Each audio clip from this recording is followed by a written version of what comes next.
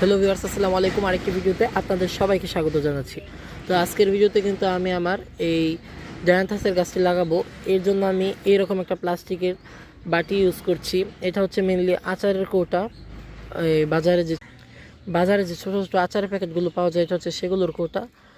আর এখানে আমি এখন গাছটি লাগাবো।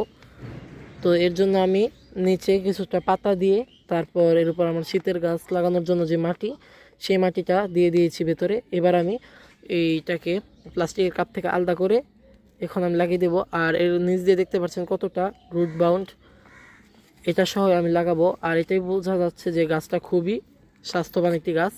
তো আমি কিন্তু এটাকে মাঝ বরাবর বসিয়ে তারপর এর উপর আমি আবার মাটি দিয়ে দেবো সাইড দিয়ে। আর চেপে চেপে গাছটাকে সেট করে দেব।